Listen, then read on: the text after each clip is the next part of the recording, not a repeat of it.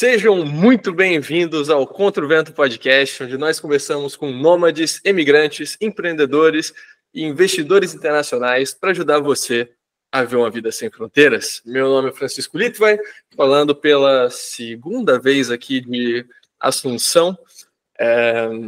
Capital paraguaia tá um frio desgraçado, tava tipo 5 graus ontem à noite, noite mais fria do ano, eu acho, mas agora já tá para dar uma esquentada, então tá melhorando. Não tava preparado para passar esse frio aqui.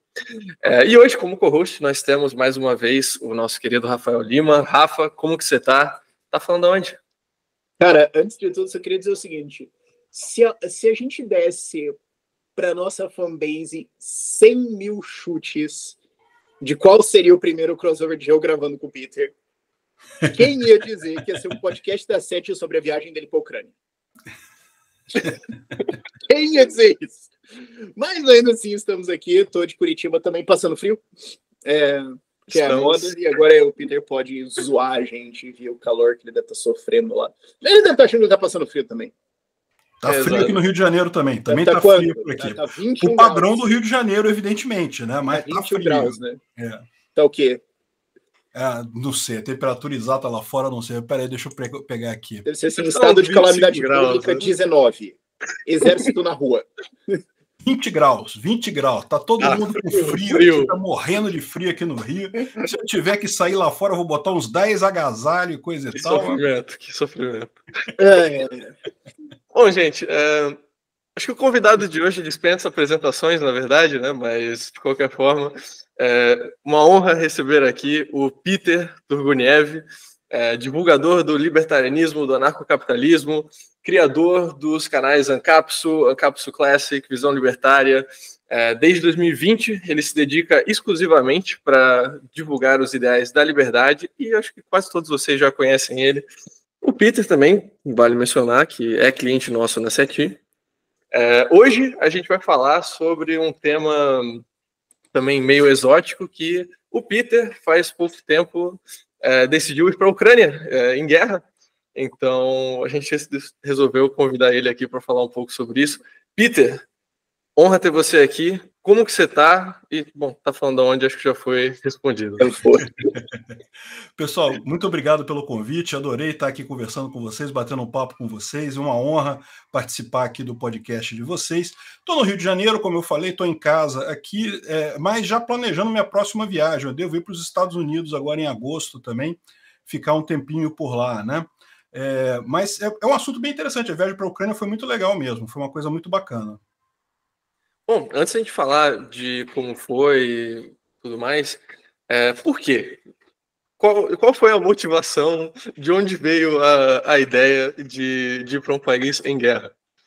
Não, pois vocês sabem, né? O canal Ancapsu eu falo sobre notícias diárias, né? Eu comento o ponto de vista libertário de várias notícias. E é lógico, não tinha como não falar da questão da invasão russa da Ucrânia, que é um absurdo completo, uma invasão sem nenhuma justificativa, sem nenhum lado, né, condizente, nada assim lógico. Enfim, foi um absurdo aquilo. Eu comecei a falar desde o primeiro dia, né, desde o dia da invasão eu falei isso, e acabei meio que sem querer, por interesse meu mesmo, entrando um pouco mais em detalhe, né, mostrando onde é que a Rússia estava indo, o que eles estavam invadindo e coisa e tal. Nos primeiros dias da guerra, a impressão que todo mundo tinha é que a Rússia iria conquistar a Ucrânia praticamente toda, ia derrubar tudo lá, né? Ninguém imaginava que a Ucrânia pudesse conter o exército russo, mas isso não muda o fato de que era errado, né? Ou seja, o fato de você ganhar uma guerra não quer dizer que você esteja certo no final das contas. Então, eu comecei cobrindo essa guerra da Ucrânia, e daí, lógico, começou a surgir esse interesse natural pelo país, né? Então, a gente começa a falar do nome das cidades e coisa e tal. Isso, aliás, é uma coisa que é muito curiosa, o próprio pessoal lá da Ucrânia comenta isso, né? A coisa de 5 anos atrás, se você perguntasse para um ucraniano, onde é que você é? Ele fala, da Ucrânia. Ucrânia onde? Onde é que fica isso? É na África, na Ásia, não sei o que lá? Aí o cara tinha que falar, não, fica ali perto da Rússia, do lado de Belarus e coisa e tal, da Polônia e tal. Hoje em dia, você pergunta para o ucraniano, onde é que você é? Eu sou da Ucrânia. De onde? Você é de Kherson, é de Zaporizhia, é de Kiev, não sei o que lá. Todo mundo já conhece todo mundo virou um expert o interno da Ucrânia toda. Nada, né? É uma coisa curiosa, né? Então surgiu a curiosidade de ir lá, né? Além disso, o que aconteceu? Em determinado momento, com a eleição do Lula, eu fiz uma espécie de brincadeira com o pessoal do meu canal. Falei, olha só, eu não sei, tá, se eu vou sair do Brasil, não, tá? Eu estou muito acostumado aqui no Brasil, aqui no Rio, eu moro num lugar que eu gosto muito, eu já estou velho, então, assim, provavelmente eu não vou sair do Brasil, mas eu vou fazer o seguinte, esse ano eu vou tirar para fazer viagem, para conhecer países no exterior e ver se tem algum país legal que eu gostaria de morar e coisa e tal. E eu listei 5 países, que é o que eu pretendo fazer esse ano. Eu pretendo fazer 5 viagens para conhecer 5 países diferentes ao longo do ano. O primeiro foi justamente... Bom, os países foram Portugal, Ucrânia, El Salvador, Uruguai e Estados Unidos. Então esses são os 5 países que eu pretendo viajar nesse ano e ver como é que tá e coisa e tal. O mais provável é que eu vou ficar aqui no Rio de Janeiro mesmo, tá? Não vou enganar ninguém não, mas enfim, vamos conhecer, vamos ver como é que é a possibilidade. E aí a Ucrânia entrou nesse aspecto porque eu falei para o pessoal que quem está... veja, a Ucrânia ela é um país em guerra nesse momento, é arriscado ir para lá, mas por outro lado, você tem uma janela de oportunidade. Imóveis lá estão extremamente baratos, justamente porque pouca gente quer ir mudar para a Ucrânia nesse momento. Então, você consegue comprar imóveis com valor legal. E quando essa guerra acabar, você pode ter certeza, o país vai passar por um plano Marshall, né? O Ocidente vai querer ajudar a Ucrânia, então vai ter uma reconstrução muito forte lá. Então, assim, é um país que eu seriamente vejo como uma possibilidade muito forte de migrar para lá, de morar por lá. Então, eu fui lá também para conhecer, para ver como é que é o país, como é que são as coisas por lá, né? Ter uma experiência de vida própria por lá, né? E você mencionou isso da reconstrução na Ucrânia, e é até legal, porque é um país que a gente estava de olho antes da guerra começar, que eles já estavam lançando assim, programas de residência com menos imposto que a Estônia, lançando zonas especiais, enfim, eles estavam com vários projetos assim, de liberalização, de atrair capital, e aí, bam, acabou tudo, esquece, ninguém quer mais saber de abrir empresa aqui, de fazer negócio, mas eles estavam indo numa direção mais assim, de abrindo, né, de livre mercado. Pois é, a Ucrânia ela tem essa pegada de querer ir para o lado mais liberal da economia e coisa e tal, né? Vocês sabem, a Ucrânia foi parte da União Soviética, então era um país que ainda traz esse ranço soviético de comunismo, de um Estado muito pesado. Eu, sinceramente, a impressão que dá você conversando com o pessoal lá da Ucrânia, que os problemas que eles têm lá em relação ao Estado deles são muito similares aos problemas que a gente tem aqui no Brasil, com o nosso Estado também hipertrofiado, com gente demais no Estado, e aí dificuldade econômica, e aí muita burocracia, e para qualquer coisa o pessoal cobra um trocado para agilizar a parada. Então, assim, os problemas que eles têm lá nessa relação com o Estado, a gente tem aqui no Brasil também. Só que lá eles tomaram essa decisão, e é uma decisão que é muito clara do povo lá, de rumar em direção a um liberalismo econômico, a uma economia de mercado, talvez até pela experiência passada, né? Aquele negócio, talvez a gente tenha que passar por um comunismo aqui no Brasil para finalmente o pessoal entender que não dá certo esse caminho de botar tudo na mão do Estado, o Estado vai resolver tudo, né? Não, isso não dá certo, não tem por aí. E acaba sempre resultando em muita atrocidade, muito crime, muita perseguição política, e no final das contas eles passaram por isso, infelizmente, né? E querem ir agora em direção à liberdade. Inclusive, tudo que está acontecendo lá é muito em função disso, porque a Rússia ainda carrega esse peso. A Rússia não é mais um país considerado comunista, mas tem o mesmo problema, tem um Estado enorme, tem aquela ideia de que tem o poder central é importante, tem que ter um cara lá que é um cara fodástico, Putin, não sei o que lá, pilotando um urso sem camisa e não sei o que, o cara vai resolver os problemas todos e não sei o que lá. E isso é um erro, isso no final das contas não existe isso. Mesmo que não estou dizendo que sejam bem intencionados, não, é mesmo que por hipótese o líder do país seja bem intencionado, ele não tem informação suficiente para tomar as decisões corretas, para levar o país para uma posição dessa, acaba sempre caindo nessa desgraça aí, né? E daí você ainda tem lá na Rússia, e em partes da Ucrânia também, você ainda tem um sentimento de saudade do comunismo, isso existe, né?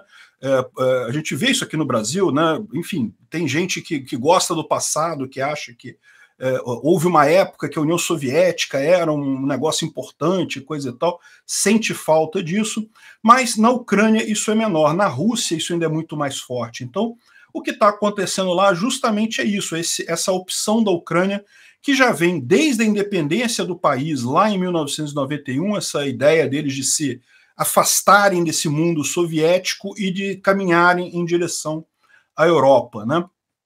Então, é o que eles têm feito esse tempo todo. Todo esse processo, né, a Revolução Laranja, a própria independência da Ucrânia, porque muita gente não sabe, mas a independência da Ucrânia também foi complicada, né?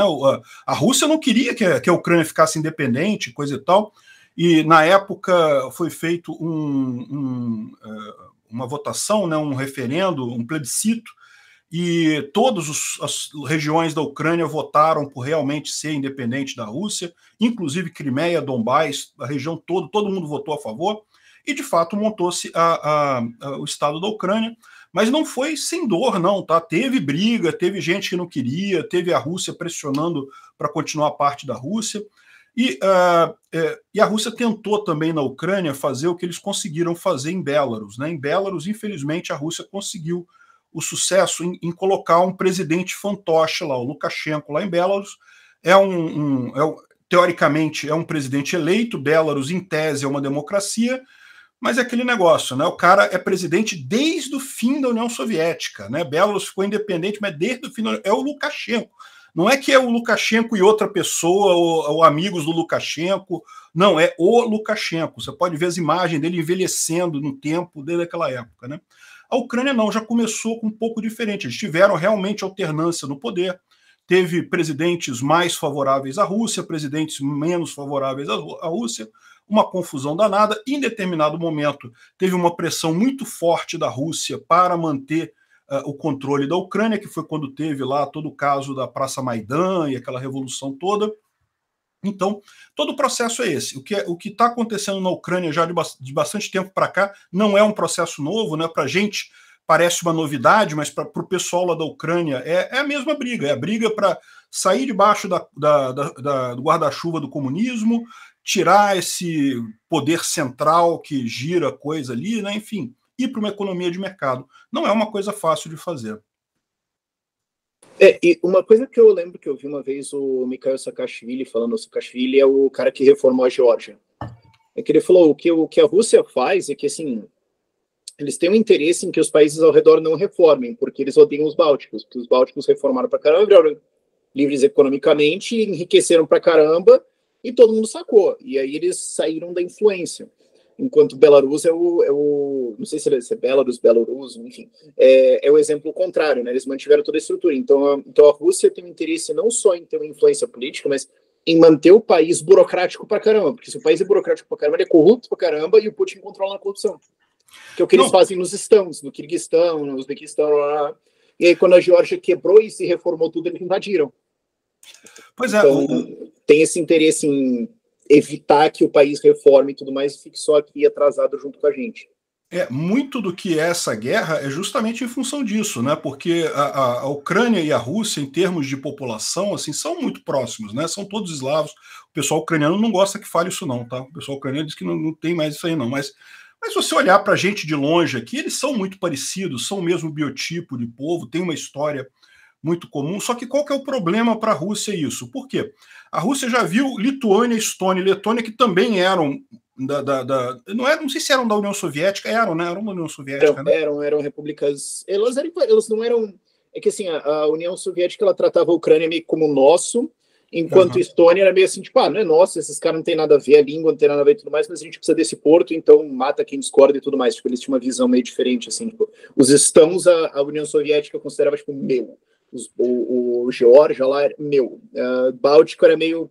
A gente tem que invadir vocês, né? Fazer o quê? Mas... Era a cortina de ferro, né? Chamada cortina de ferro, né? Você tinha a União Soviética era mais tratado como tipo a República Tcheca, Hungria, etc. Tava mais tipo Romênia, Bulgária, assim, era mais nesse tratamento.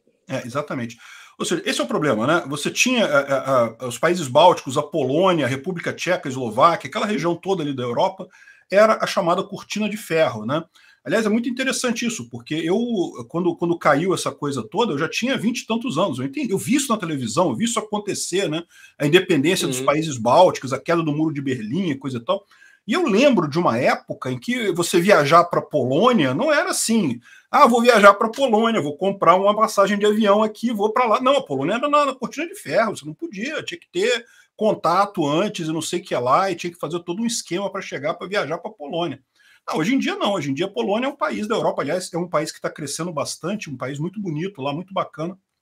Enfim, e qual que é o problema do Putin com isso? O problema do Putin é que aí o pessoal da Rússia começa a olhar, caramba, aquele pessoal da Polônia que estava na mesma merda que a gente aqui na época soviética, né, na época da cortina de ferro e coisa e tal, eles resolveram ir para a Europa e olha só, eles estão bem lá, o negócio, a economia está crescendo, o pessoal está se sentindo mais livre, está indo melhor.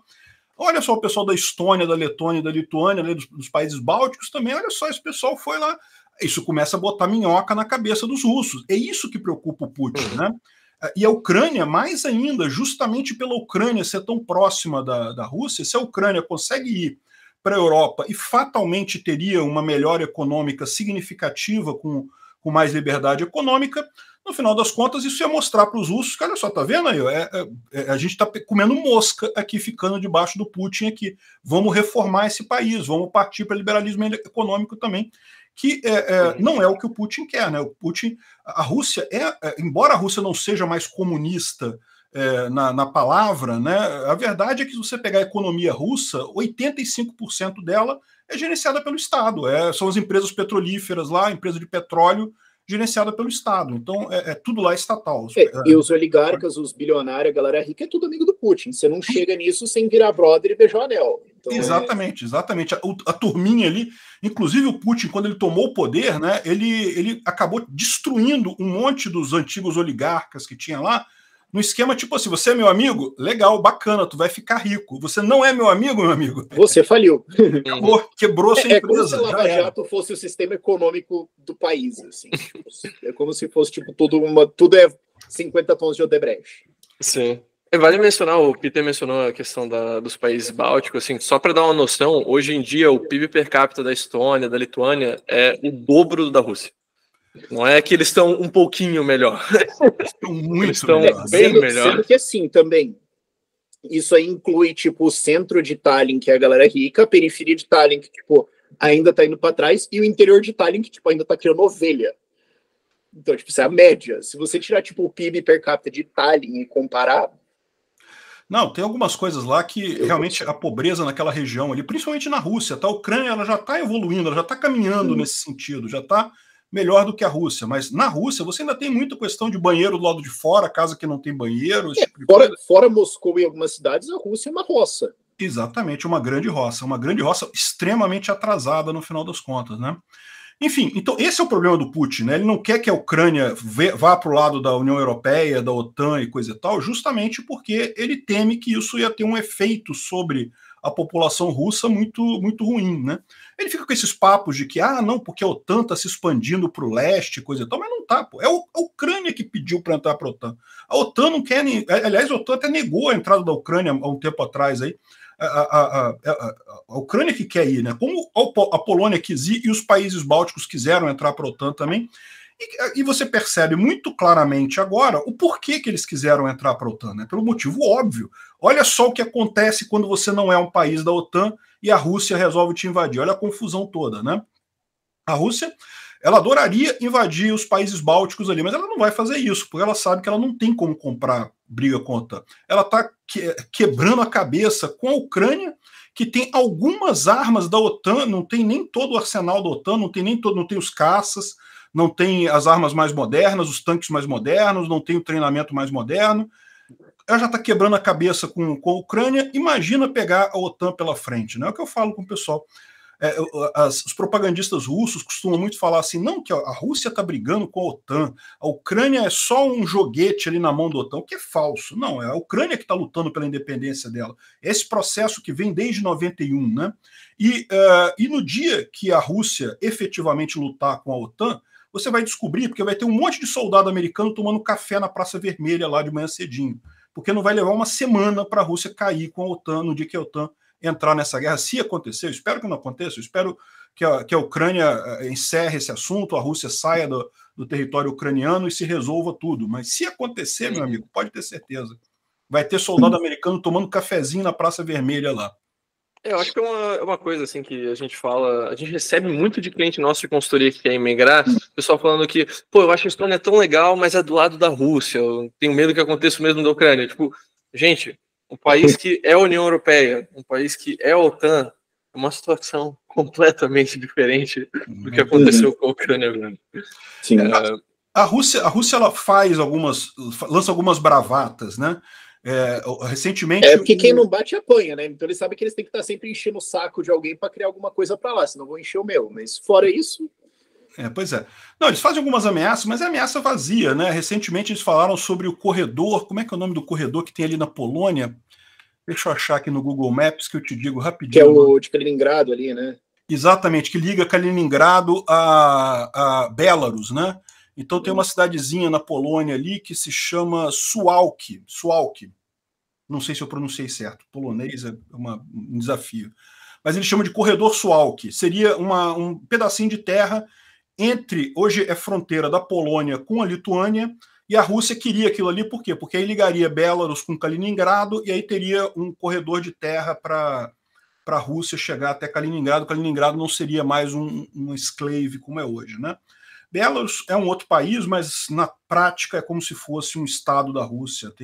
Eles têm até um acordo, vocês sabem, né? O Lukashenko assinou um acordo para um dia criar a grande Rússia, que vai ser a união de Belarus com a Rússia e coisa e tal. E eles queriam botar a Ucrânia nessa história também, mas a Ucrânia não gostou. Não quis brincar disso, né?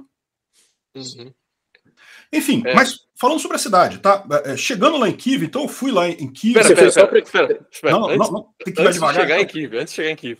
Tá, beleza. Como que foi chegar na Ucrânia? Qual que foi o roteiro? Assim, dava para voar direto? Você tem que avisar alguém, você tem que pedir permissão. Exatamente. Para uma zona de guerra, foda-se. Eu quero saber da viagem também. Como é que foi chegar lá? Qual foi o roteiro? Beleza, olha só, primeira coisa, né? Eu, como estou cobrindo a guerra lá, eu tenho visto muita gente que tem ido para lá e o pessoal já deu a dica que você tem 2 caminhos para chegar na Ucrânia, ou por Varsóvia ou pela Romênia, né? Então são os dois, por Bucareste lá na Romênia, né?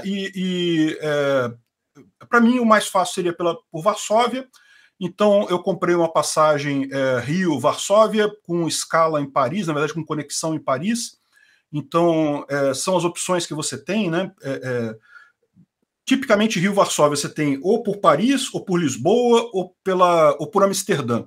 Depois, um amigo meu lá de Varsóvia, tem um amigo meu que mora lá há muito tempo, depois que eu lembrei do cara, que eu encontrei com ele lá, mas enfim, ele me falou que o melhor é por Amsterdã, mas eu não sabia disso, eu acabei comprando a passagem por Paris, mas chega também, não tem problema não, qualquer um dos 3, você vê o preço melhor aí, o importante é chegar em Varsóvia. Por quê?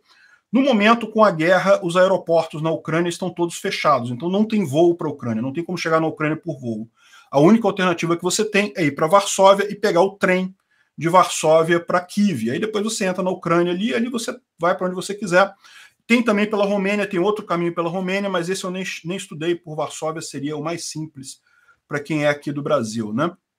Então, assim, para ir para lá, eu pesquisei se precisava de visto e coisa e tal, para brasileiro não precisa de visto.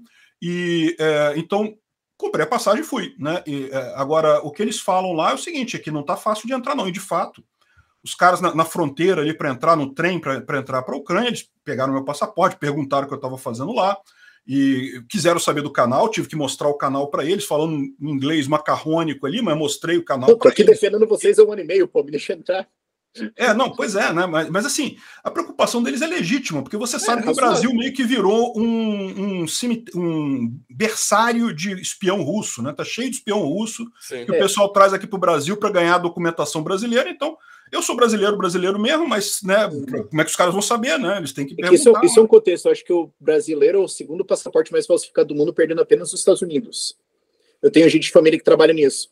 Eles falam, porque assim, você pode aparecer com passaporte brasileiro, não importa o tipo de gente que você aparece, você tá com passaporte brasileiro, pode ser que seja. Pois é. Então, assim, se aparecer um coreano com passaporte do Quênia, você vai olhar e falar, não, mas peraí, eu apareço com passaporte japonês, você na imigração vai falar, peraí, agora se aparecer qualquer pessoa ali com passaporte brasileiro... Mano, tem foto do Kim Jong-un e do Kim Jong-il com passaporte brasileiro quando eles foram na Disney, mano. Com passaporte brasileiro. E olha só, eu vou te falar um negócio. Mas tem um detalhe nessa história, né?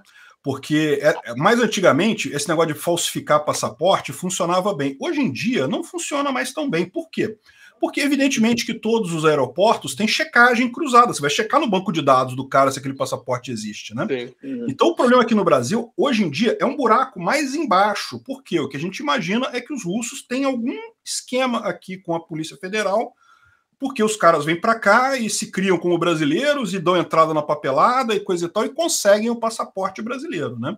Não sei qual é que é o esquema, mas assim, a situação é mais séria. Isso é um oficial. Exatamente. É o passaporte brasileiro mesmo, válido. Esses últimos que pegaram do cara russo que foi lá que tentou entrar no Tribunal Penal Internacional, né? Não, o cara tinha um passaporte válido, emitido pela Polícia Federal Brasileira, tudo certinho. Para você ver, o nosso problema aqui é mais embaixo, né? Então os caras perguntaram, uma coisa que me falaram depois, eu fiquei sabendo quando eu estava lá na Ucrânia, se você tiver carimbo de Moscou ou Belarus no seu passaporte, nem tenta, esquece, você não vai entrar na Ucrânia. E perguntaram, pediram outras formas de identificação minha, eu mostrei minha carteirinha da OAB, não sei o que lá. Enfim, foi bem criterioso, tá? Eles não exigem visto para você entrar, mas nesse momento é um país em guerra. Você não vai chegar lá e achar que não vai ter nada, né, para entrar, né? Tem um processo ali. Tu conseguiu dar carteirada da OAB na Ucrânia. Não, eu ia falar assim, você carteira da OAB só para os caras falarem, não, agora sai. Não, o que a moça perguntou lá que outras identificações você tem aí brasileiras, né? Porque provavelmente porque eles queriam ver se realmente eu tinha mais histórico no Brasil, né? Aí eu mostrei, não, tem minha carteira de identidade, tem minha carteira de motorista, tem minha carteirinha da OAB, aí eles viram que eu tinha, né, mais ligação com o Brasil. Provavelmente faz parte do processo deles lá de checar se a pessoa não é um espião russo entrando na Ucrânia, né? Que esse é o medo deles, né? Um russo entrando lá. Aí tá, só para saber, quantas horas de trem Cracóvia-Kiev? Teve alguma parada? Foi direto? 17 horas de trem. É longe, tá? É demorado pra caramba. Tem o que fazer no trem?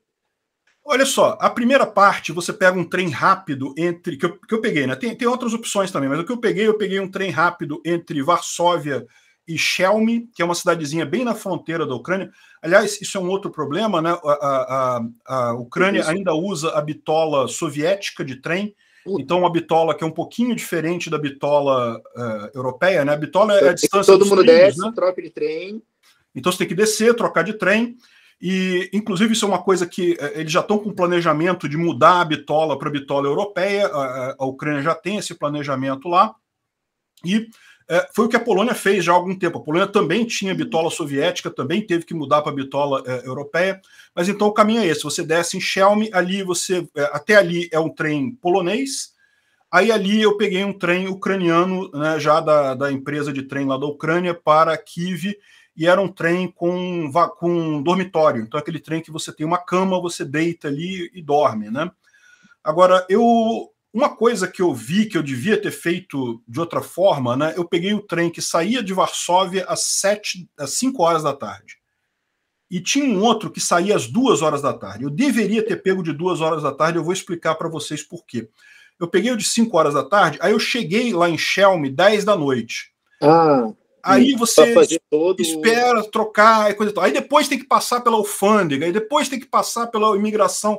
Não, primeiro, a saída da União Europeia, porque também a União Europeia vai lá, carimba passaporte, saiu da União Europeia. Aí depois tem toda a entrada. Ou seja, o resultado disso é que só começamos a andar em direção a Kiev mesmo 3 horas da madrugada. É demorado, é muito demorado.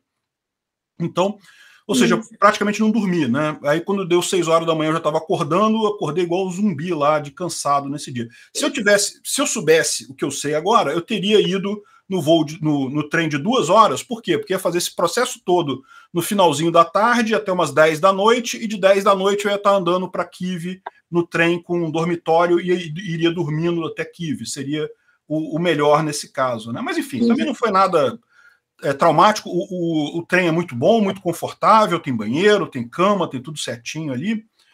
Tudo funciona muito bem ali, né? Tem aquecimento, que é muito importante. Cara, um frio do cara. Esse mês mesmo? Não, eu fui na primavera, já tava. Para eles lá já estava quente. Para eles já tava. O pessoal já estava botando um biquíni para ir para a praia, né? Eu que tava carioca mim, só em -10 ali. Para carioca eu estava ali quase entrando em coma de tanto frio, né? Mas dentro do trem é tudo aquecido. Dentro do trem você não tem que ter problema. Só na hora que você sai ali para trocar de trem e coisa e tal que ainda você pega um frio do caramba. Pegada. Pois é. Sim, 2 jaquetas, touca, cachecol, luva e boa. Se for, e principalmente se for no inverno, né? Porque, como eu falei, eu fui na primavera, ali já tava light o negócio, né? Se for no inverno, meu amigo, pode agasalhar sem medo, porque é frio lá, né? É muito frio. Mas... Então chegamos em Kiev. Então. Isso. Bom, outra coisa, né? Eu chegando em Kiev, aí eu tinha reservado os hotéis todos lá nessa viagem minha usando o Booking, mas eu tinha um medo enorme, que é, será que meu cartão de crédito vai funcionar lá? Porque você sabe como é que é esse negócio, né? Em tese deveria funcionar em qualquer lugar do mundo, é cartão de crédito internacional, mas na prática, se tu já viajou, você sabe, tem lugar que você vai, não, esse cartão não passa aqui. Eu falei, puta, que só falta eu chegar lá e não conseguir pagar o cartão lá, né? Então, mas felizmente consegui. O curioso, que eu até falei isso também para o pessoal que me segue lá, que eu tenho que elogiar, né? Porque, na verdade, foi o que me salvou lá. Eu sou cliente do Bradesco há muito tempo. Meus cartões do Bradesco, nenhum funcionou. Nenhum deles funcionou. Não sei porquê, tentei, liguei para autorizar, avisei que eu estava viajando e tudo mais, nenhum funcionou. O do Nubank funcionou. O do Nubank eu botei lá a marcação de que eu estou viajando, cheguei lá e passou o meu cartão, foi o que me salvou, foi o cartão do Nubank. Eu praticamente só usei o Nubank nessa viagem. Então, tem que elogiar porque me salvou realmente lá. Até que nível é integrada assim, a Ucrânia em termos de pagamento com cartão? Você teve que fazer muito saque de dinheiro ou o pessoal aceita lá corriqueiramente? Não, corriqueiro. Tem cartão. Bom, aquele negócio, olha só. Eu fui em Kiev e fui em Lviv, que são duas das maiores cidades lá da Ucrânia, né? Kiev é a capital. Foi na Rio-São Paulo, né?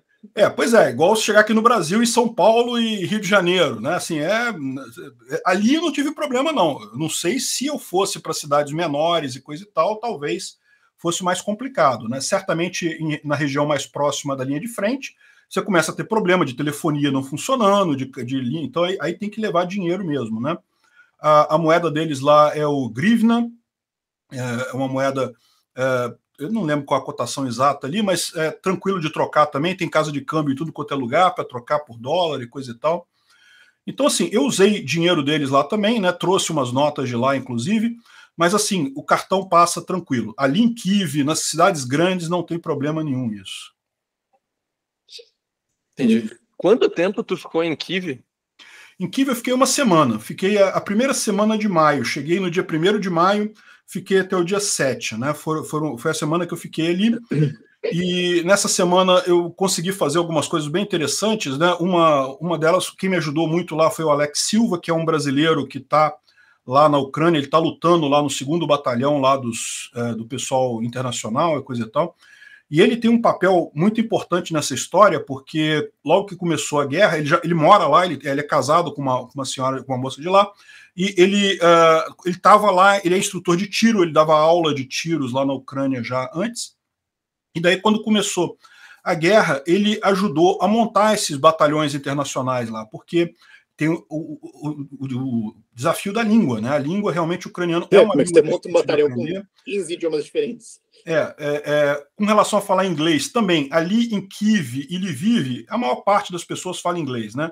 Se for hotel, o pessoal fala inglês, taxista, o pessoal fala inglês, não tem muito problema, não.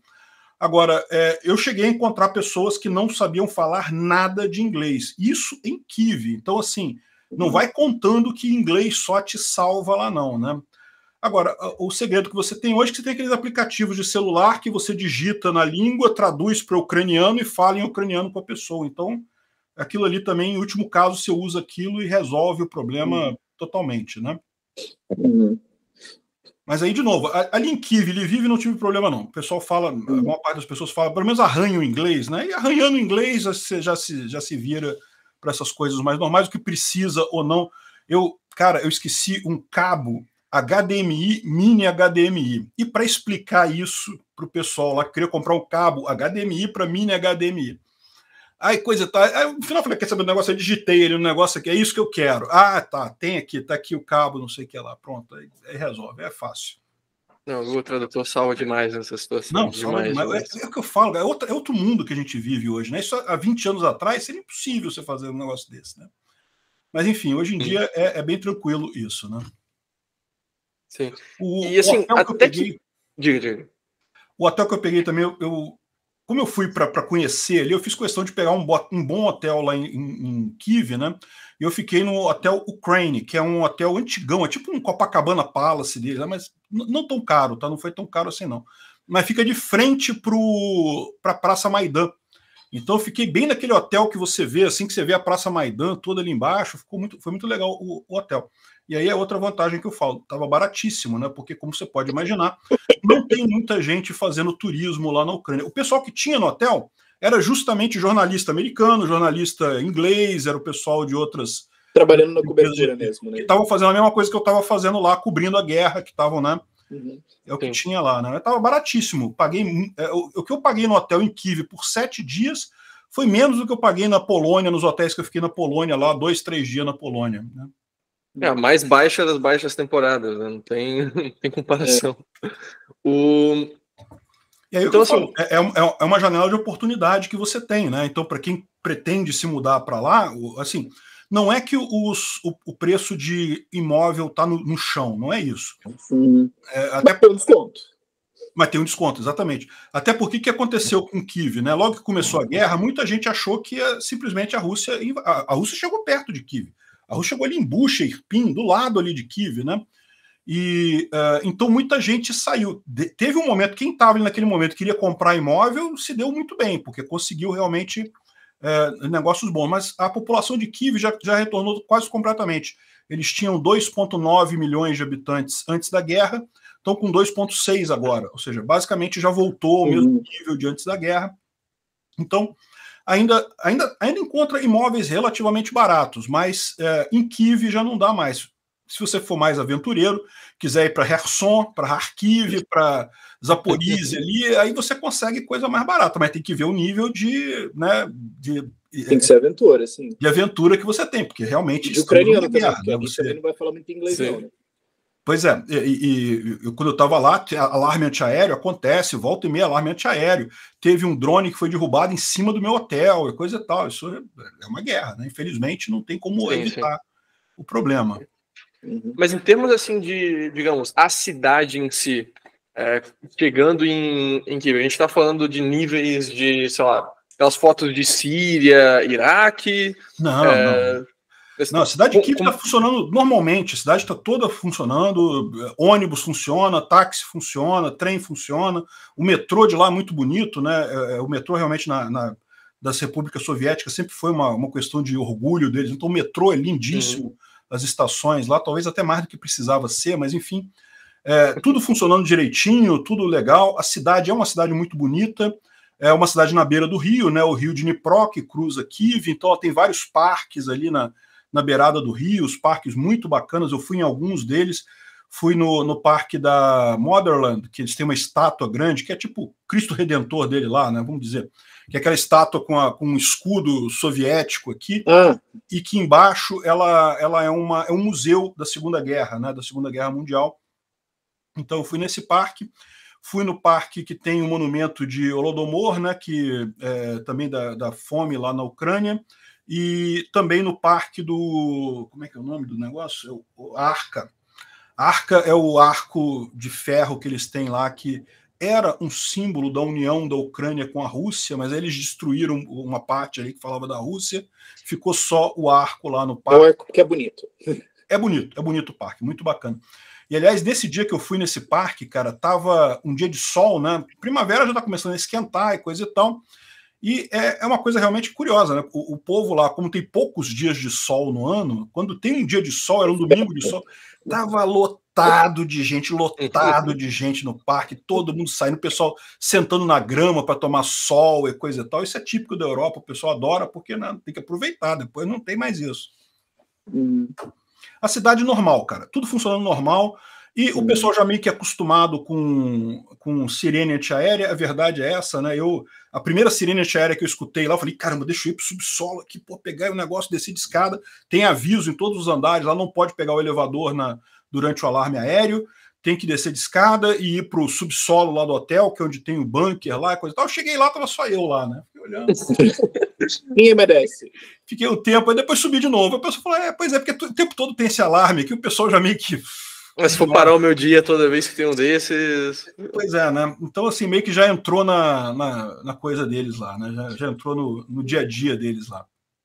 E a cidade está funcionando muito bem, as empresas estão funcionando e coisa e tal. Então, assim, não tem comércio, tudo funcionando. Muita gente pedindo doação para soldados, para linha de frente, coisa e tal, como você pode imaginar, né? Enfim, achei uma cidade muito simpática, muito bacana, muito bonita a cidade. É uma coisa que dá até uma certa vergonha para a gente aqui no Brasil. A cidade dos caras estão em guerra, numa guerra terrível, né? E tudo limpinho, a estrada, tudo, as calçadas limpinhas, o metrô funcionando limpinho, coisa e tal, os trens saindo no horário. Aqui no Brasil, a gente, normal nosso, uma sujeira lá nas ruas. Os caras estão no meio de uma guerra, tá tudo bem, e aqui no Brasil aquele relaxo, né? Pois é, realmente chega a dar uma certa vergonha isso, né? Bom, agora olha só, como eu falei para vocês, né, um dos objetivos que eu tinha lá era justamente ver a possibilidade de morar lá. Então eu fui dar uma olhada, né, nesse esquema. Então o que me falaram lá é que conseguir a cidadania ucraniana é muito difícil. Existem alguns caminhos, mas é muito difícil conseguir. O que o pessoal. Mas, em compensação, o fato é, se você tiver uma negócio de residência, né, tiver a identidade lá para residência, ninguém se importa com isso. Então é que nem o Brasil aqui, né? O Brasil, em tese, para gringo conseguir a naturalidade, se naturalizar brasileiro é difícil. Quer dizer, só se casar com brasileira, né? Aliás, é a mesma coisa lá, né? Casar com. Casar é sempre o jeito mais fácil. Sempre o jeito mais fácil, né? Mas, assim, se você, não sendo isso, mas ninguém se te enche o saco. Então você vai para lá, você tem é importante você ter como é que chama? O visto de moradia, né? Que é para você ter um documento deles lá. Você vai precisar o visto de residência temporária e visto de residência permanente. Pois é. Mas ninguém enche o saco. Você vai morar lá, você vai fazer as coisas lá, ninguém vai. Não tem como nos Estados Unidos, que tem o pessoal de denunciar ilegal, esse tipo de coisa, não existe lá. Aqui no Brasil, aliás, isso me leva uma pergunta também, assim, que eu lembro que da Estônia foi muito receptivo, mas como é que é a receptividade da população, assim, é tipo, você é estrangeiro, você é de fora, tipo, seja bem-vindo, estamos suspeitos, dane-se, ninguém liga. Olha, eu classificaria como nível São Paulo, né? Aqui no Brasil, você sabe, né? Tem o nível Rio de Janeiro, que o pessoal, você tá parado na rua, o nego vem falar com você, vem te deixar, te abraça, fala contigo, né? Enfim, é uma receptividade até exagerada. E tem outros lugares aqui no Brasil que ainda mais o Sul costuma ser ainda mais, né? O pessoal mais afastado e coisa e tal. E São Paulo é um meio termo, assim, o pessoal não é hostil, não é... Seja bem-vindo, não me atrapalhe. Exatamente, mas também não é aquele negócio de gostar de estrangeiro, de procurar estrangeiro, não tem essa visão lá não, né? Então acho que é isso aí, não senti em momento algum algum tipo de preconceito ou coisa assim por não saber falar ucraniano, nenhum problema nisso, isso aí o pessoal está acostumado lá, não tem problema nenhum, né? Uma coisa que me surpreende também no que você falou é que as pessoas são simpáticas e tudo mais. Eu imaginaria que em um período de guerra as pessoas talvez estivessem mais estressadas, mais para baixo, mas tudo mais, mas mesmo ou assim já passou, já virou normal. Não, mas eu acho que também tem um outro lado disso, né? Que as pessoas acabam tendendo a se ajudar mais, né? Porque sabem que, se vier um drone ali atingir o pessoal, né? Você tem que ser amigo de todo mundo, tem que contar com a ajuda de todo mundo ali para sair desse negócio. Acaba tendo até. É lógico, não estou dizendo que compensa uma guerra, mas evidentemente você tem esse lado positivo. As pessoas tendem a se unir mais, a ficar mais unidas, né? Ajudar mais o outro, um ao outro, porque você precisa, né? Você pode ser você depois ali, né? Tem uma expressão em inglês, né, de black clouds and silver linings, né? Toda nuvem escura tem uma bordinha bonitinha, brilhante, né? Então, tudo não quer dizer que compense uma coisa pela outra, mas é um ponto positivo que você tem nisso daí, né? Sim. Não, o pessoal, tipo assim, o inglês do pessoal é inglês ruim, tipo meu, então estamos igual, né? Mas o pessoal se esforça, porque tem lugares, tipo França. O pessoal não quer, eles não querem falar inglês. França se sente constantemente incomodando todo mundo. Exatamente, você se sente incomodando, as pessoas não querem te ajudar, não querem te dar informação, querem que você fale francês, não querem que você fale inglês e coisa e tal. Então, não tem isso lá. O pessoal se esforça, fala bem, tenta ajudar e coisa e tal. O pessoal simpático nesse sentido, sim, né? Legal. E você falou que você foi para... Diga. Eu cheguei até aí num barzinho lá de noite, coisa e tal, mas como vocês podem imaginar, em época de guerra não tem muita vida social lá à noite, né? Até porque tem o toque de recolher, meia-noite tem que estar todo mundo em toque de recolher, todos os bares, quando dá 11 horas eles começam a fechar e meia-noite tem que estar no coisa de recolher. Entendi. Você falou que você foi para lá para avaliar a possibilidade assim, de morar no país. Qual foi a sua avaliação assim, em termos de morabilidade, possibilidade de Olha, viver eu vou no te país? falar um negócio. Eu gostei muito de lá, viu? Gostei muito de Kiev. Me pareceu uma cidade muito Top bacana 3 de morar. motivos. O que você mais sente falta? O que você mais sente falta? Olha só, se eu fosse para lá, o que eu sentiria falta aqui do Brasil seria Não, digo, o praia. que você mais sentiu falta de quando você estava lá? Você achou, pô, isso aqui era muito legal de fazer. Ah, cara, olha só, eu fiquei uma semana, né? Então não cheguei a criar hábitos lá, mas assim, mas a cidade realmente tem muito museu, tem muita coisa para você ver, muito lugar bonito para você passear lá. Isso é uma coisa que realmente eu sinto falta, né? De passear por ali. Eu fiz muito isso lá. Eu estava no hotel, eu gravava os vídeos na parte da manhã, aí na parte da tarde eu saía, coisa e tal, algumas vezes com o Alex Silva, outras vezes sozinho por ali, passeando pela região ali, muito tranquilo. A questão de segurança lá, cara, esquece. Pode deixar carro parado na rua, que não vão te roubar, não vão fazer nada. Super seguro a região lá, né? Enfim, isso é uma coisa que certamente eu sinto falta. Aqui no Rio de Janeiro você não tem essa... Tem que estar o tempo todo preocupado com segurança, com se vão te roubar, se você vai num lugar que é preocupante. Lá não, lá é uma segurança muito grande, o povo é bem educado, tudo muito limpo. É realmente impressionante isso lá, né? Outra coisa curiosa que eu achei lá, que eu acabei vendo, pouca coisa, porque eu não tive tanto tempo para ficar lá, mas é uma coisa que impressiona a gente, a importância que eles dão para balé, né, para dança, para esse tipo de coisa. Cultura no geral, cultural, né? Cultura, isso, alta cultura, digamos assim, né? Porque cultura, na verdade, é tudo, né? Funk não deixa de ser cultura também, mas eles têm essa ligação com alta cultura. Do lado do hotel lá tinha uma grande academia de dança clássica, né, de balé e coisa e tal. E aí você vê, não é... Aqui no Brasil você vê pequenos grupos, existem grupos de balé aqui no Brasil, mas são coisas pequenas. Lá uma multidão de criança, adolescente, o pessoal indo para aula de balé e coisa e tal, e coisa realmente impressiona isso, como é que o pessoal lá é ligado nesse tipo de coisa. E também questão de tanto homens quanto mulheres, tá? Não tem o preconceito que aqui no Brasil a gente tem de que dançar balé é meio coisa de viado e coisa e tal, não tem esse preconceito lá, né? Sim, é algo muito mais firmado culturalmente, né? É parte da tradição da União Soviética, imagino também, né, que herdaram. Pois é. Mas é algo que, assim, você fala e faz uma diferença tão grande tu tá num lugar que você sente que as pessoas têm, assim, mais cultura. É difícil de falar, porque, não sei, parece meio um classista, não sei, mas esse fim de semana... Você tem que cercar de gente inteligente. Não sei, cara, assim, esse fim de semana eu fui pra fronteira agora da Argentina com o Paraguai. E, assim, são cidades... Tem uma ponte cruzando e é um rio que separa as duas. Mas se passa do lado do Paraguai pro lado argentino, assim, é como da noite pro dia. Parece que tem mais vida, sabe? Tem, sabe, pessoas nos cafés nas ruas, mais, sabe, as estátuas muito mais descritivas, pessoas, sabe, vivendo com shows, com música, com apresentações. Parece que dá uma cor tão grande para uma cidade você ter essas coisas, atividades culturais acontecendo em público na rua. É a diferença entre ser um alojamento e a cidade. Exatamente. Então, coisa que o Alain Bertot fala, né, de uma cidade ser a diferença de ser só um alojamento ou só trabalho e ser uma coisa viva e que te inspira e tudo mais. Não, e outra coisa assim também, a organização das cidades é muito bacana, né? Por exemplo, uma coisa que me chamou a atenção lá, que eles não têm passarela para pedestre atravessar as estradas mais fortes. As vias principais ali de Kiev não tem passarela, mas tem subterrâneo, né? Porque o que faz sentido lá, né? Você tem, como lá faz muito frio, aquela Praça Maidan inteira é todo um grande shopping center subterrâneo ali. Tem 4 andares ali debaixo daquele negócio, é enorme o shopping center que tem ali.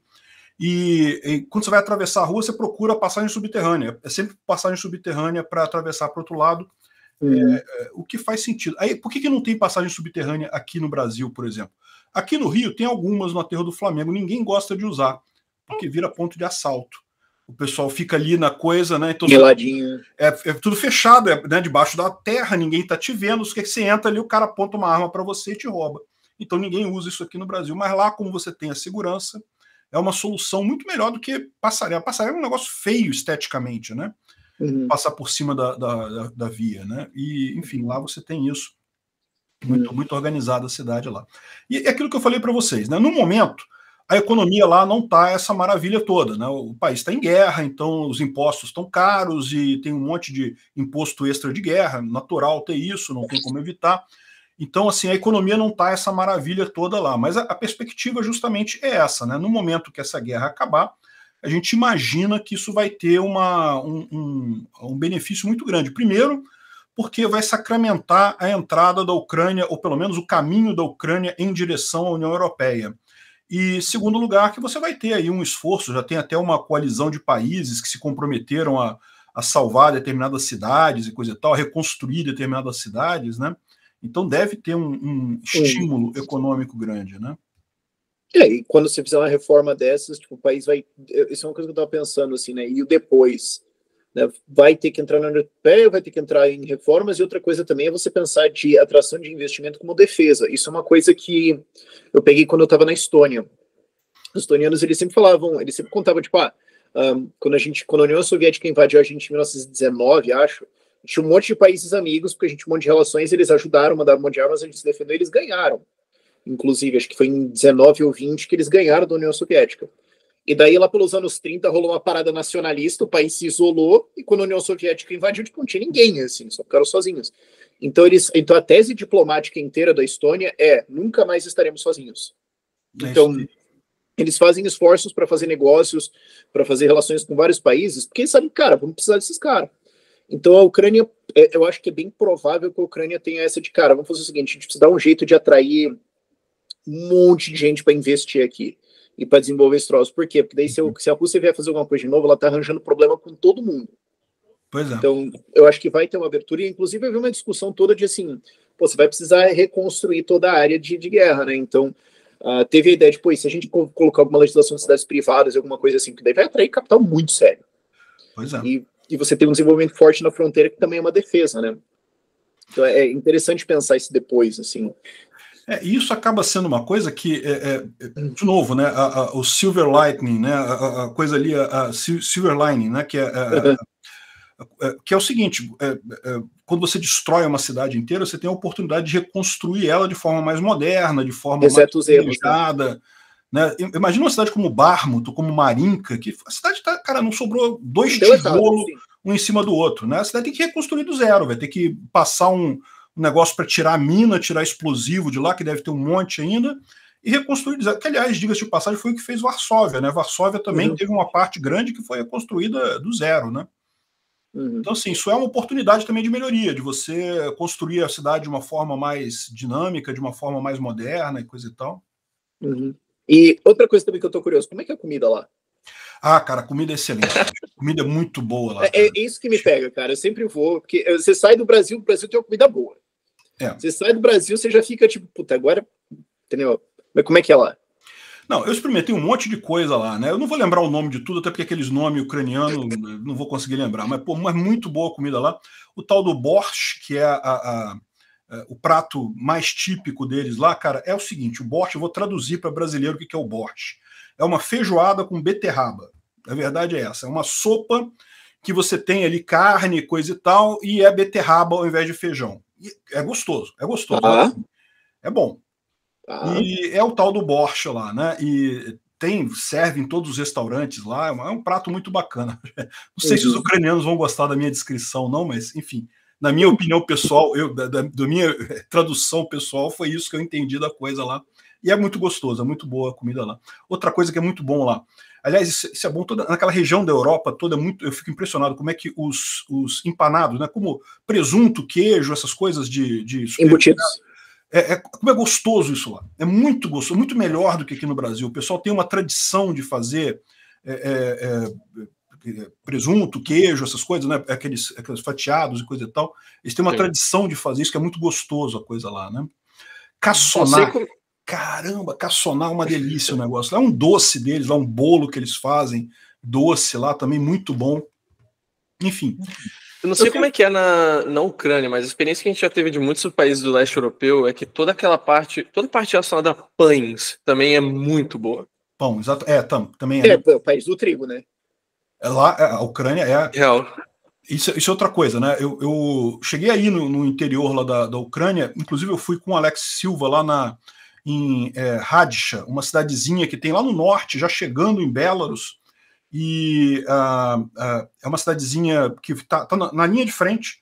Olha só, entre a Ucrânia e Belarus ainda tem uma linha de frente, ainda tem trincheira, ainda tem o pessoal ali tudo preparado, porque é uma trincheira, é uma linha de frente inativa, no momento não está tendo nenhum combate ali. Não está tendo nada, mas pode ter. Mas pode ter a qualquer momento. Então você chega lá, tá todos os soldados ucranianos tudo em trincheira, inclusive eu não pude filmar muita coisa, justamente porque eles não podem, né, entregar a situação, mas eu tive lá com eles, jantei com soldados lá na trincheira, e foi uma experiência muito bacana. E aí deu para ver como é que é o interior do país, né? No trem também dá para ver isso. E aí vou de novo fazer uma comparação que certamente vai ser injusta, mas é a minha forma de enxergar o país, que é um grande Rio Grande do Sul. Já foi no Pampa Gaúcho, que você anda assim, aquela enormidão de plano, tudo plano, com muita água, com tudo verde, coisa e tal, é a Ucrânia.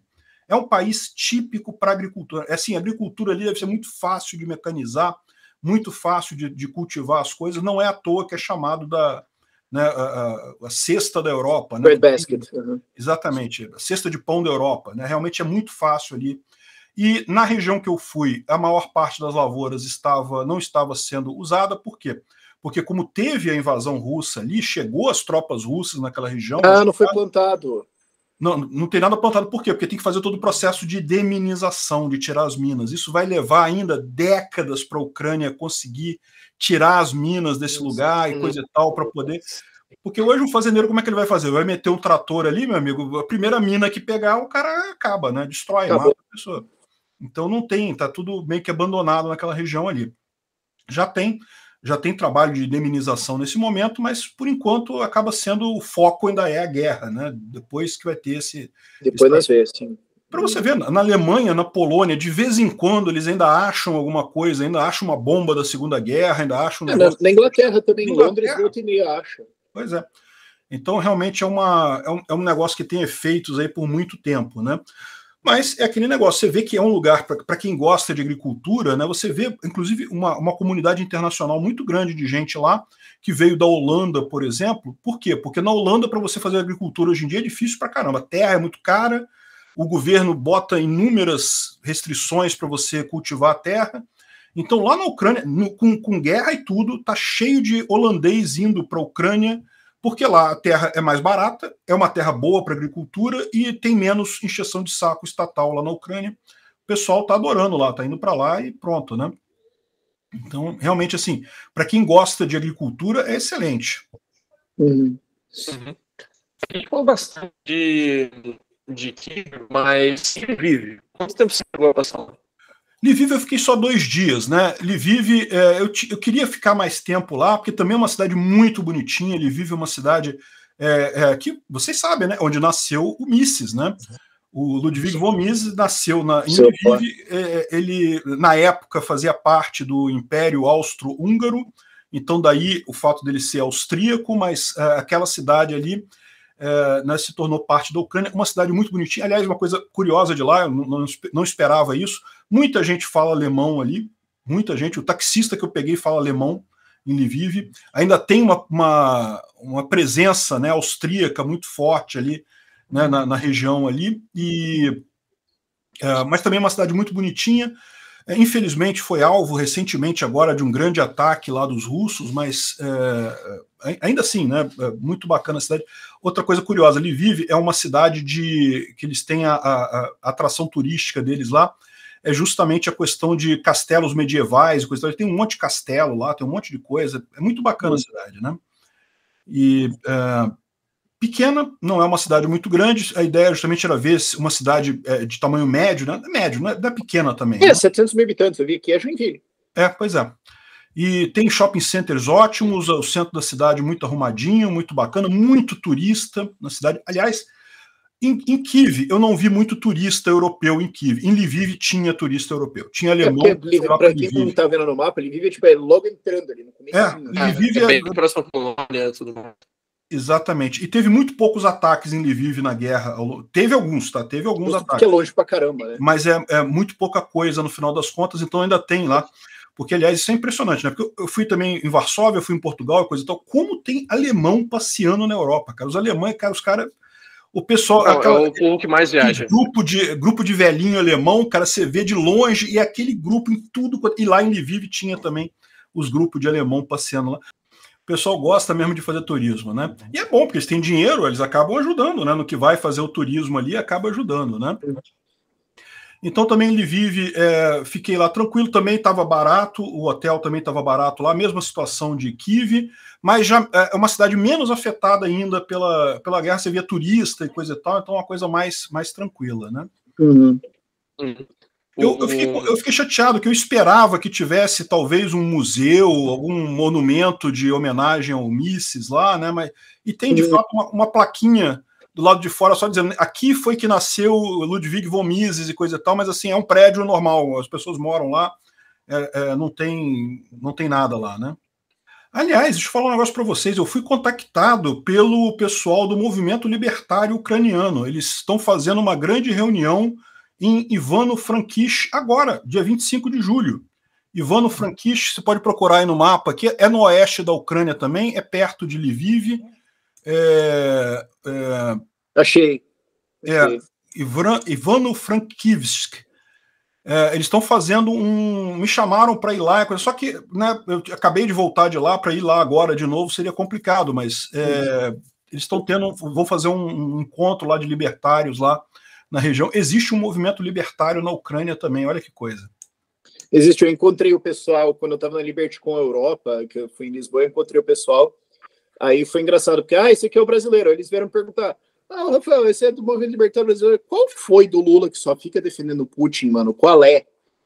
E aí eu tive que explicar isso, porque, tipo... É vergonhoso. Eu conheço os caras também.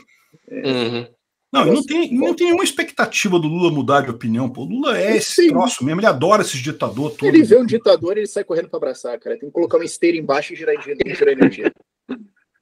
O erro foi o pessoal que estava esperando que fosse diferente. Tinha gente que achava que não, que ia ser mudar. A pessoa pensou assim, o Bolsonaro é Putin, o Lula é contra o Bolsonaro. Logo, o Lula deve ser Zelensky.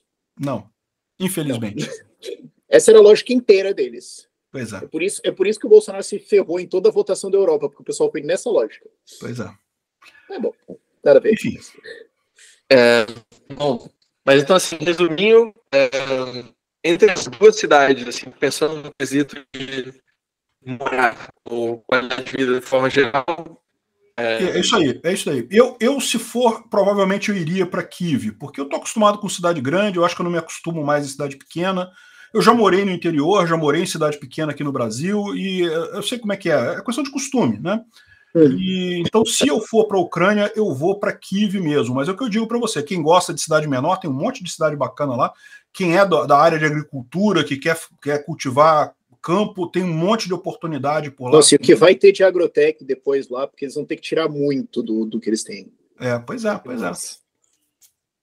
Sim. E aí, para sair da Ucrânia depois, imagina a mesma situação, teve que passar de trem. Mesma coisa. Aí eu peguei o trem de Lviv direto para Cracóvia, na Polônia, né? Cracóvia é uma outra cidade lindíssima na Polônia. Eu fui em Varsóvia e em Cracóvia.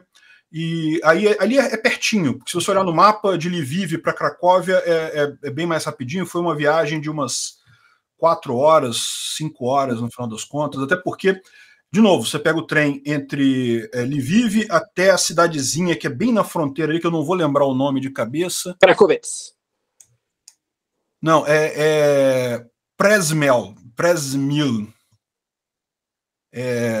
Tá. Que é do lado do lado da Polônia, mas já aí. O trem vai por baixo, tá. Você troca o trem ali e ali.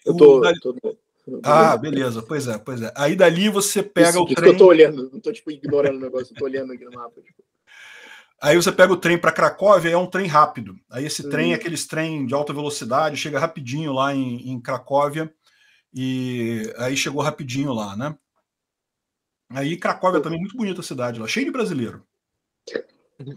Não, brasileiro que nem grama, todo país tem, a questão é quanto. Impressionante isso, cara. No meu último dia lá da Ucrânia, em Kiev, um cara me manda um e-mail.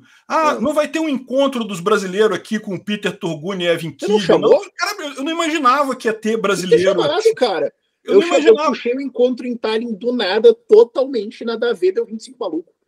Devia ter feito isso. Pois é, eu não me toquei. Eu realmente. Nossa, tu ia ter parado de cidade, mano. Apareceu o exército ucraniano perguntando qual é que tá acontecendo. Cara, aqui. Brasileiro, eu vou te falar, é uma praga. Tem tudo quanto é lugar do mundo, não tem jeito, cara. Os caras tem brasileiro lá, tem brasileiro em tudo quanto é lugar, né? Enfim, perdi a oportunidade. Acabou que eu não fiz encontro. Na próxima faz. Eu conheci Varsóvia, mas não conheci Cracóvia. Danilo da nossa equipe conheceu Cracóvia, mas não conheceu Varsóvia. Você que foi para as duas. Qual foram as impressões, assim, comparando uma cidade com outra? Olha só, Cracóvia é uma cidade muito mais turística, muito mais assim bonitinha e coisa e tal, cheia de coisa para você fazer e coisa e tal. Varsóvia é mais uma capital com atividade econômica muito forte. As duas têm atividade econômica forte. Aliás, a Polônia é a locomotiva da Europa nesse momento, onde tem a maior parte de obras e construções e coisa e tal. Nesse momento é na Polônia, né? Esse amigo meu que mora lá na Polônia, já mora desde... Ele foi para lá em anos 2000, mora lá há muito tempo, né? Não fala polonês, não. Esquece. Aprender polonês é impossível. Mas já mora lá há muito tempo, já está acostumado com tudo lá. E ele me fala o seguinte, que é mais ou menos, para você ter uma ideia, Cracóvia é o Rio de Janeiro e Varsóvia é São Paulo. Então, essa é a visão da coisa. Cracóvia é mais uma coisa turística e coisa e tal, que vem muita gente de fora. Cracóvia teve a grande sorte de, na Segunda Grande Guerra, por sorte mesmo, não ter sido alvo de muitos ataques, então preservou muito da cidade medieval ali, dos castelos e da coisa. Então, realmente é lindíssimo. Cara, os castelos lá são lindíssimos, né, ali em Cracóvia. E Varsóvia, ao contrário, infelizmente, sofreu muito na Segunda Grande Guerra. Varsóvia foi deletada. Pois é, totalmente. O centro de Varsóvia simplesmente foi... É curioso que eles reconstruíram tudo igualzinho, refizeram as casinhas antigas, refizeram o troço todo, com base em fotos e coisa e tal, mas assim, é tudo reconstruído. Aquilo ali virou um monte de lixo, um monte de entulho. Para a pessoa ter uma noção, Cracóvia é 700 mil habitantes, Varsóvia é 1.700.000. Não, olha só, Varsóvia tem essa avenida grande, que até é o lugar lá onde a cidade está crescendo, cheio de obra, cheio de prédio novo ali, prédio moderno, avenida larga, VLT, tudo ali que eles estão fazendo ali. Mas do lado tem o Centrinho Velho. O Centrinho Velho é Centro Velho, é ruazinha estreita, andar a pé, né? Até dá para chegar de carro, mas é difícil, tem que ter horário, cheio de alemão passeando, mas muito bonitinha a cidade ali, justamente também muito bacana ver o castelo lá, o Castelo Real de Varsóvia, coisa e tal. Outra coisa curiosa de se ver em Varsóvia é um monumento que tem, que aliás é muito polêmico lá, tem muita gente que quer derrubar, que é eu não sei se vou lembrar o nome direito, mas acho que é Centro de Cultura e Ciência, um negócio assim. Foi um presente dado pela Rússia para o povo de Varsóvia. Então é um mostrengo soviético, aquela coisa bem estilo soviética mesmo. Mas assim, não deixa de ser interessante de você ver, né? Eu cheguei a ir lá perto, tirar umas fotos, mas não entrei no prédio, não. Diz que tem um tour que você vai até lá no teto, lá tem uma vista muito bacana, mas os poloneses não gostam desse prédio. Os poloneses têm volta e meia... Palácio da Cultura e Ciência. Palácio da Cultura e Ciência. Eu vi isso aí num filme, era algum filme polaco, que era uma história de xadrez e bababá e tal, que tinha esse prédio, putz, ele fala, mano, isso aqui parece a mansão do mal, velho, que negócio é isso? Não, realmente horroroso, né? Mas assim, é típico daquela época, né? Uma coisa típica. E aí tem esse dilema, né? Vamos destruir e apagar a história ou vamos deixar do jeito que tá é feio pra caralho, mas né, conta a nossa história, a história da dominação e coisa e tal. Então tem esse dilema deles lá. Por enquanto, eu volto no Explode. Pois é, por enquanto tá lá, mas né, não sabemos se vai ficar por muito tempo mais. A cidade lá também muito arrumadinha, e aquilo que eu falei para vocês, né? Uma cidade que está crescendo muito rápido, tem muito prédio sendo... Sabe aquele lugar que todo lugar que você olha tem um prédio construindo, tem o pessoal com andaime e fazendo obra, não sei o que lá, para todo lado tem isso lá. Muito bacana mesmo. Pois é, a Polônia realmente está com um desenvolvimento muito grande. O pessoal fala que não falta trabalho lá, é fácil conseguir trabalho, coisa e tal. O custo de vida é barato. Caramba, como é que é o zlotys, que é a moeda? Eles não usam, eles estão na Europa, mas eles não usam o euro, né? O zlotys, para vocês terem uma ideia, é mais ou menos o mesmo valor que o real, né? Então, $5 mais ou menos, os 5 zlotys o dólar, né? Então, mas assim, o custo de vida é muito barato. Então, muita gente vai para lá justamente porque o custo de vida é barato, comprar as coisas, né? Comprar imóvel, comprar comida é relativamente barato. Está tendo uma certa confusão política lá, não sei se vocês estão cientes que o governo lá é um governo de direita e tem alguma briga com a comunidade europeia, porque uma das coisas que eles fizeram lá foi destituir o STF deles lá, né? Então o governo de direita estava brigando com o STF, que era de esquerda, aí destituiu o STF inteiro, colocou um novo STF. Aí o STF antigo disse que o STF novo é inconstitucional e não aceita nenhuma ordem do STF novo. O STF novo diz que o antigo é inconstitucional e não tem. Então, eles estão já há uns 2 anos sem STF, não tem decisão nenhuma lá. E claramente o país está dando muito certo, ou seja... Exatamente por isso o país está crescendo, tem um monte de iniciativa, tá vendo? É uma maravilha isso, cara. Eu vou fazer um vídeo sobre isso. Quanto mais você tranca o governo, para de funcionar, melhor, pô. O governo, quando funciona, é que dá errado. Eu lembro que tinha um artigo do Huerta de Soto lá, o ANCAP espanhol também. Acho que era dele ou um dos outros ANCAPs que moram na Espanha. Da época que a Espanha ficou sem governo, não conseguia formar um. Ficou sem governo de maioria por 2 anos e, tipo, foi a melhor coisa que anos dele. Na época. Pois é o segredo, é isso daí. Não, mas massa. Acho que em termos de Ucrânia e Polônia, acho que eram as minhas principais perguntas. Rafa, do seu lado. É isso, cara. A gente precisa organizar um rolê libertário para esses países aí, não sei. Não, exatamente. Vale a pena. A Polônia também me deixou muito bem impressionado, muito limpinho o país, tudo muito organizado. Eu acho que o futuro da Europa é de Berlim para lá. Pois é. Berlim para cá. Porque talvez, Rolando. A questão toda é essa, né? Porque, na verdade, para a economia girar, você tem que ter coisas para fazer, né? Se você parar para pensar, a Alemanha já... que eu acho que é o trauma soviético. Eu acho que de Berlim para lá o pessoal entendeu que o comunismo não funciona. De Berlim para cá o pessoal tá tipo... Testando, né? Quem sabe? A gente não tenta mais uma vez, dessa vez vai dar certo, né? De Berlim para lá todo mundo já odeia o Estado mesmo e fala, mano, X-Troço é frente. Pois é. E aí eu tô indo agora, antes disso eu vou para os Estados Unidos, vou agora no final de agosto, eu vou para os Estados Unidos, devo ficar quase um mês lá passeando num monte de lugar lá, e inclusive devo ir à Flórida para abrir a conta do banco lá, resolver os negócios lá da empresa e coisa e tal, e também devo ir no final do ano para o Uruguai. Aí eu fecho meu planejamento, fecho o planejamento inteiro das 5 cidades que eu ia conhecer. Acabou que a gente não falou de Lisboa, né? Não, é que aqui você passou em Lisboa na ida ou na volta? Acabou se enfiando. Não, beleza. Então, na volta eu passei em Lisboa, também era outra cidade que eu estou considerando. Lisboa é uma cidade ótima. Cara, Lisboa é o Brasil que deu certo. Assim, a mesma cultura nossa, o mesmo jeito nosso das coisas. Me lembra muito o Rio de Janeiro em termos de arquitetura, de como que as coisas funcionam. Só que lá as coisas funcionam, entendeu? Então a diferença é isso. As coisas lá funcionam de fato. Enfim, muito legal, tem a vantagem de você não ter a língua, né? A língua lá você entende tudo, embora também seja difícil você às vezes entender o português do pessoal lá em algumas situações. No centro turístico de Lisboa, ninguém fala português ali, cara. É impressionante isso. O hotel que eu fiquei, todo mundo falava inglês, ninguém falava português, não tinha uma pessoa. Não tem português lá, não.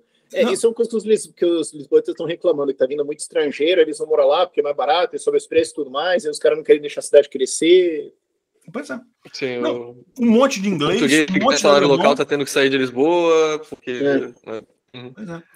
Não, eu não sei toda a cidade de Lisboa, mas aquele centrinho ali do Terreiro do Paço, ali, aquele centro mais turístico ali, coisa e tal. Aquilo ali já foi. Só se fala inglês, só se fala alemão, um monte de indiano, pessoal de Bangladesh. Os mercadinhos, tudo indiano, e o pessoal de Bangladesh que está ali nos mercadinhos ali da região. No hotel todo mundo falando inglês, ou seja, português mesmo, mas aí tem, né? Tem a região ali da Expo lá, que eles chamam, que é aquela região que foi feita, uma região mais moderna da cidade, aí tem né, muita gente falando português lá, coisa e tal. E, enfim, também uma cidade muito bacana, considero sim morar lá, acho que é uma cidade muito bacana, Portugal, né? O problema de Portugal é justamente que é uma cidade cara e os salários não acompanham esse tipo de coisa. Para você ter um bom salário em Portugal é muito difícil. Então, esse que é uma cidade cara porque muito estrangeiro, muito nômade digital vai para lá. Aí sobe o preço, só que Portugal estagnou porque insiste num modelo econômico ainda meio socialista e tá com problema. O pessoal fala, né, que os brasileiros vão para Portugal, mas os portugueses, na verdade, vão para a Alemanha, né? Eles não querem ficar em Portugal porque justamente não ganham dinheiro. Suíça, Luxemburgo. Inclusive, dos idiomas que falam em Portugal, um dos maiores português brasileiro também. Você vai para a cidade ao redor e você escuta brasileiro o tempo todo. Como é que era a piada, né, de que o idioma dos caminhoneiros no Reino Unido é português? Não duvido não. Não duvido não. Deve ter muito mesmo. Lá em Portugal, eu fiz um encontro com o pessoal. Nós lotamos um botequim lá, um barzinho que a gente escolheu lá. Ficou lotado de gente para o encontro nosso de pessoal do canal lá, né? Portugal, aí tinha bastante gente lá mesmo. Enfim, gostei muito de Portugal, muito bacana. Assim, é a vantagem para eu ir, no meu caso particular, porque justamente o meu trabalho, em tese, não depende muito de ter emprego lá, né? Ou seja, se eu for para lá, eu vou continuar fazendo YouTube, esse tipo de coisa. Então, em tese, não tem problema. A questão depende de uma renda local. Dizem que imposto lá é meio caro, tá? Imposto de renda lá é mais caro que no Brasil. Então, que a tarifa mais alta é 48, e você provavelmente entra nela. Mas tem o residente não habitual, que acho que por 7 anos você paga 20. 10 anos paga 20. 10? Uhum. Por que eu achei que era 7? Eu paro de usar droga. Bom, enfim, de qualquer forma, é uma possibilidade, porque realmente é um lugar muito bacana, o pessoal muito gente boa. Uma coisa que me falavam muito, que o português tem preconceito contra brasileiro, eu não vi isso lá, eu fui muito bem recebido por todo mundo lá, não vi esse tipo de animosidade contra brasileiro. Enfim, não sei, né? Pode ser que em alguma situação isso aconteça, mas via de regra não encontrei isso lá, não, né? Gostei muito de Portugal, gostei mesmo. Pois é, olha só, é o que eu falo. Os três eu gostei muito. A Ucrânia, eu acho que é aquele país ideal para quem está realmente querendo empreender, pessoal que está jovem aí, que quer, porque vai ter oportunidade muito grande. Tem uma oportunidade agora lá e lógico, o ideal seria ir agora, né? Porque você ir depois que a guerra acabar, aí já vai vir uma multidão que vai ter a mesma ideia que você, já vai estar indo para lá. Então, vai ser mais difícil se estabelecer, né? Então, e agora é uma vantagem realmente. Polônia também é um país muito legal em termos de crescimento ali na Europa, mas aí que tá, é um país que não tá em guerra, então não tem imóvel barato. É mais barato que na Europa, mas em comparação com o Brasil, não, né? E Portugal também é uma alternativa, principalmente para quem não quer ter o desafio da língua e coisa e tal. Então, assim, no final das contas, se eu fosse para lá, eu, Ricardo, iria, ou eu, Peter, iria para Portugal, porque no final das contas seria o mais fácil para mim, entendeu? É o que eu falo para vocês, eu já tô velho, não vou querer fazer grandes empreendimentos e coisa e tal, então, já for ali para Portugal, arrumo uma casinha ali no Cascais, ali na praia, ali, fico por lá, excelente. Se esse é o critério, eu acho que o Uruguai também você vai curtir bastante. Me falaram que eu vou gostar muito do Uruguai. Não sei, nunca fui no Uruguai. Vamos conhecer agora. Periga. E, bom, creio que foram essas nossas dúvidas. Peter, se tiver algum último recado ou mensagem para deixar para a nossa comunidade, e claro, onde que eles podem te encontrar se eles quiserem saber mais do seu trabalho. Bacana, pessoal. Não, adorei o bate-papo aqui, muito legal, muito bom falar com vocês. Eu estou sempre nos canais Ancapso, Visão Libertária, estou também no Instagram Ancapso e no Twitter também Ancapso. Só procurar a gente lá. Obrigado aí a todo mundo que assistiu. A gente agradece a participação e todos esses links vão estar aqui na descrição para você seguir o conteúdo. Valeu!